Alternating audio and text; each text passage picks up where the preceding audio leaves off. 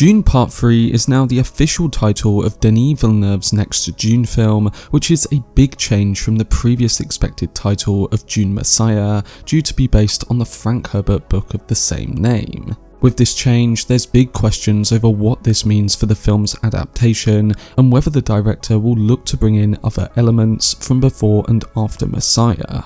So in this video, I'm going to be discussing all the latest news for Dune Part 3, what I think the title change means for the upcoming film, and also some new filming details that have recently surfaced. This video will contain brief spoilers from the Dune Messiah book, so if you don't want anything spoiled going into the new film, then I would recommend watching this video at a later time. Before I get into it though, if you want to keep up to date on any of my content surrounding Dune Part 3 and beyond, then don't forget to support this upload by giving it a like rating and subscribing to the channel. But without further ado, let's dive into all the latest news surrounding Dune Part 3. So while Denis Villeneuve's first two Dune films adapted Frank Herbert's initial book, it was widely assumed that the subsequent film would continue with the next installment in the book series in Dune Messiah. However, Warner Brothers have revealed that the upcoming entry in Denis' film series will not bear the same name of the book, but will instead be titled Dune Part 3. This title change has caused some fans to question, as many were anticipating that it would be titled after the next book in the series. Now, in many respects, it seems like a strategy to enhance the film's appeal, and one can somewhat comprehend the reasoning behind the title after the success of Dune and Dune Part 2. Some fans have also speculated that this altered title might be related to the direction Denis intends to take with the film, and by renaming the movie, it could suggest that Part 3 will not be limited to the storyline of Messiah, thus creating possibilities to explore more of Herbert's expansive universe. So in coming to those potential alterations, the first thing that this may be suggesting is that Villeneuve's final Dune film will tackle the time period between Dune and Dune Messiah. The initial installment of Frank Herbert's series concludes with Paul ascending to the role of Emperor after vanquishing his enemies with the assistance of the Fremen. However, despite this triumph, Paul comes to the realization that although the Fremen stand by him, he cannot control them. Dune Messiah resumes the story 12 years following the conclusion of that first novel, and we learn that the holy war initiated by Paul among the Fremen has led to the loss of 61 billion lives. Paul takes on the mantle of Emperor, marries Princess Irulan, and claims Chani as his concubine, yet neither union results in an heir. Various factions are also eager to see Paul removed from his throne, and the atmosphere as a whole is charged with tension. Now, the books do not explore much of the years in between this, leaving readers with little insight into Paul's initial days as Emperor of the known universe. And what we do know is that he eventually stays true to Chani despite his political union with Irulan, and that the conflict with the Fremen persists. I think that the time period in between both books is filled with opportunities for storytelling, particularly within the universe that Villeneuve has created on screen. Denis' films have already strayed a bit from their original source, especially in their depiction of the bond between Paul and Chani. In the novel, Chani feels upset about Paul's union with Irulan, but he comforts her by promising his unwavering loyalty. And as Dune Messiah begins, despite the obstacles they encounter, their love for each other stays robust. However, the ending of Dune Part 2 has changed things up a bit. Chani undeniably still has feelings for Paul, yet she is troubled by his behaviour as the Lisan al-Gaib. By choosing to go off on her own at the conclusion of Part 2, it seems she has significantly lost her trust in him. So this shift provides Villeneuve with the chance to depict the events that unfold in the years between Frank Herbert's initial two Dune novels. It opens the opportunity to bridge the gap during the years that the books skip, paving the way for the occurrences in Dune Messiah and the ensuing conflict between Chani and Irulan. That struggle is pivotal to the story, and for the events to unfold, Paul and Chani must come together again.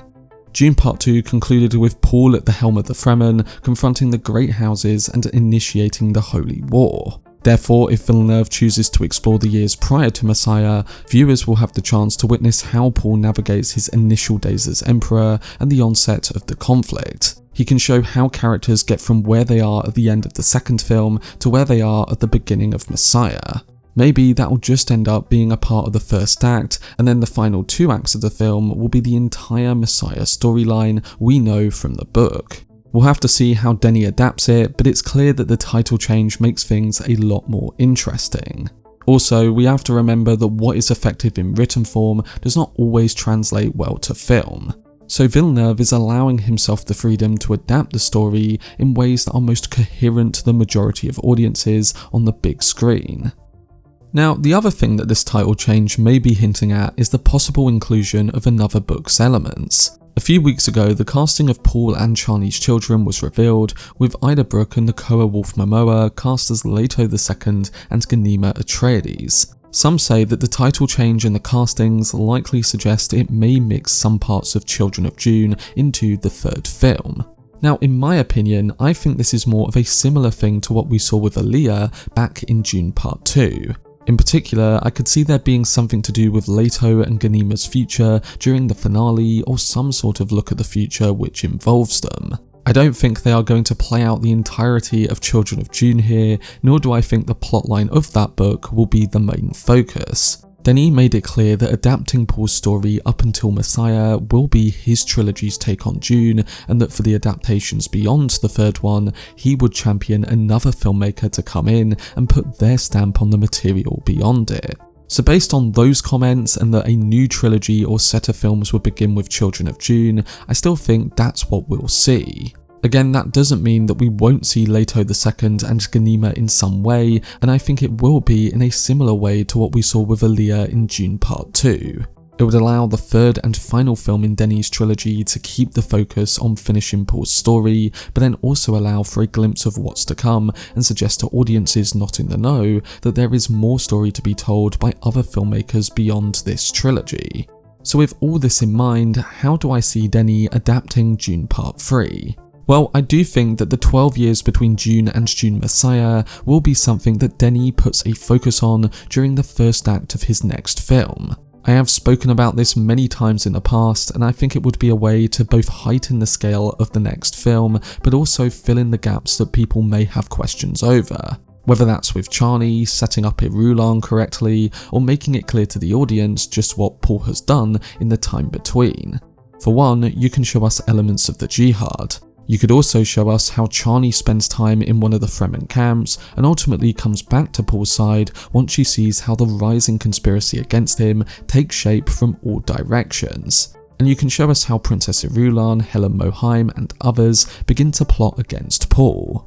So when it comes to the time period before Messiah, I think Denis will tackle that in some way, shape or form. When it comes to including a lot of Children of Dune, I think he's only going to include a few elements or a scene or two at the very end of Part 3.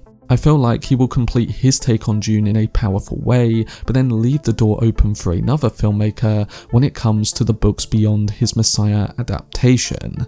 I've said this many times before, but I actually really like Dune Messiah as a book, and while it's unpopular to many, I feel like it has some of the deepest plot points in the entire Dune saga, ones that can allow for a very interesting film. So I'm really hoping that Denis doesn't tackle that minimally, and that Part 3 is mostly Messiah based. I'm hoping and believing that this is the case, and I think he can do that story justice in a big way. Finally, the last thing I wanted to talk about in this video was the brief updates regarding the filming process and the IMAX tech being used on the next film. According to reports, Dune Part 3 has now begun filming, and the official Dune page tweeted this news out as well. So that's some great news to start with. On top of this though, it was reported a week back that the film would be the second in history behind Christopher Nolan's The Odyssey movie to shoot entirely on IMAX film. Now at the time, this sounded like massive news, and many of us believed it when it did come out. But a recent report has now denied that IMAX update, as Variety has shared that the film will only have select sequences in IMAX. To be honest, knowing Messiah's story and how there's much more dialogue than action in that book, it makes sense that they aren't shooting the whole thing in IMAX. And while it can be said that Nolan and his team on the Odyssey film have apparently found a way to make all the dialogue be shot in that format, with Dune it's a bit different, as previously they have mostly shot digital. So I can understand it not being in full IMAX film, and that Denis has chosen to adopt a similar process to what was seen on Dune and Dune Part 2. Still, it will be interesting to see how they film the third Dune film and what visual practices and methods they are aiming to achieve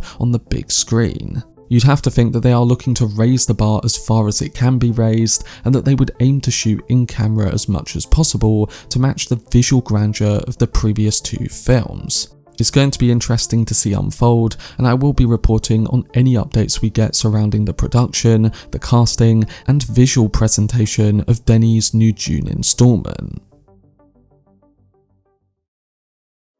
But that was my video discussing the official title, filming details, and potential adaptation of Denis Villeneuve's Dune Part 3. It is a big challenge to pull off, but I do think that Part 3 can work as an unusual but also fitting ending to Villeneuve's Dune trilogy. The director and his team consistently aim to raise the bar in sci-fi filmmaking, and while the Messiah story calls for less of what we saw in the first two films, it's a story that can provide some unique foundations of its own. Again, I understand why they are calling it Part 3, and it's a film that could include some other elements too. But mainly, I think it's a title that builds off the success of the previous two films. We'll just have to wait and see, but I can definitely see why they have made this decision, regardless of me loving Dune Messiah as a title. I'm going to be doing more topical videos on the film in the coming months, including a video talking about how Denis might tackle the ending and the character of Chani in his new movie. So look out for those, and let me know down below in the comment section what other topics you would like to be covered surrounding the upcoming Dune film. For much more videos and news on Denis Villeneuve's Dune universe, then subscribe to the channel and turn on your notifications. Also, if you enjoyed this video, remember to leave a like, rating, and follow me on social media via the links in the description. But anyway, I hope you guys enjoyed it. I've been Cortex, and as always, make some noise.